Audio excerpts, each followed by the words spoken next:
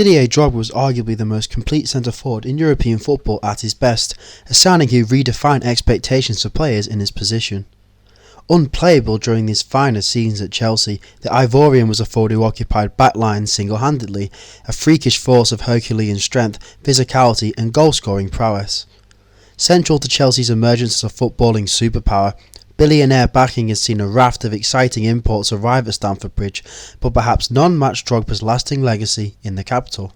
The summer of 2004 was the period in which Roman Abramovich's revolution truly hit overdrive, as Claudio Ranieri's near misses the previous season proved fatal and a fresh-faced Jose Mourinho swaggered into office.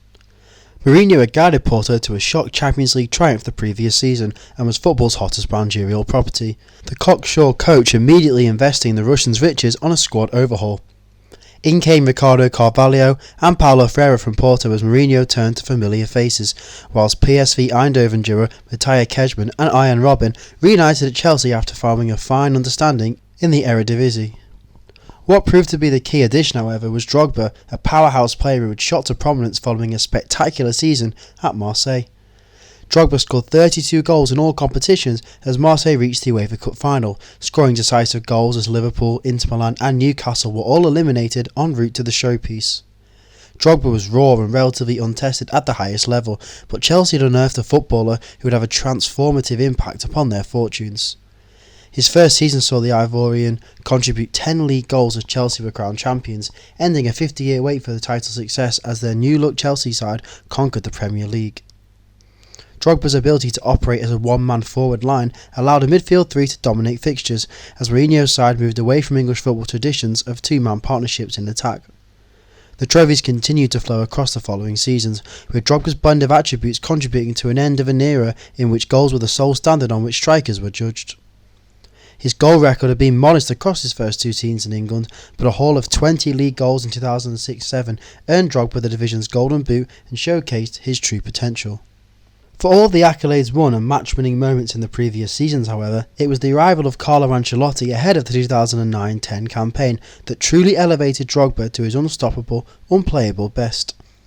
An indifferent period in the post-Mourinho era saw Abramovich turn to the experienced Italian.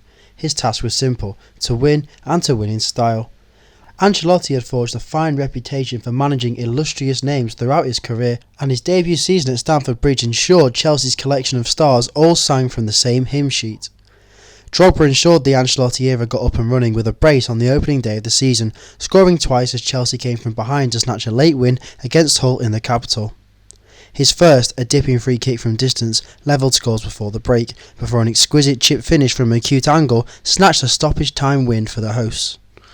Chelsea opened the season with 6 successive wins, and the imperious Ivorian was the catalyst behind their charge, netting 5 goals including a last left-footed finish at Stoke.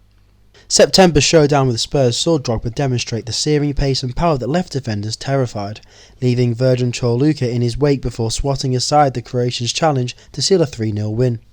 Drogba's goals were married to a considerable number of assists as his selfless style shone, with the forward failing to provide a direct goal involvement in just one of Chelsea's opening 11 fixtures of the Premier League season. Ancelotti's free-scoring side began to accelerate away in the title race, and it was champagne football on occasion by Chelsea. A goal at Bolton seeing Drogba cap a wonderful and inventive one-touch move involving Deco and Lampard. Having found success with a pragmatic approach previously, Chelsea were cantering onwards with one of the most fun-filled sides of the Premier League era. Arsenal felt the full force for a player operating at the peak of his considerable powers in October. The Emirates left silenced and stunned as Drogba ran riot. He broke the deadlock shortly before the break after opening his body to turn on Ashley Cole's cross in emphatic fashion, before a sensational set-piece from distance moved the league leaders 11 points clear of their London rivals. There was an inevitable menace whenever Drogba faced the Gunners, his devastating derby double enhancing his record to 10 goals in just 9 appearances against Arsenal. Drogba's unrivalled ability to deliver when it matters most helped forge his Chelsea legend, and he finished the campaign with away goals at Arsenal, Liverpool and Manchester United, each contributing to 3 points at some of the Premier League's most daunting venues. That latter goal saw Drogba come off the bench to score a crucial, if contentious, second at Old Trafford, a goal that allowed Chelsea to leapfrog their opponents in the title race and swing the Premier League pendulum back in their favour. The high-octane spearhead of the West London side's championship charge was ably supported by Nicolas Anelka, Florent Malouda and Frank Lampard, the latter enjoying his most productive goal-scoring campaign after netting an astonishing 27 goals across all competitions. It was Drogba, however, who commanded a status as the league's leading light. Drogba was an unruly scourge of Premier League backlines, a hulking specimen with tenacious intent when it came to dismantling defences.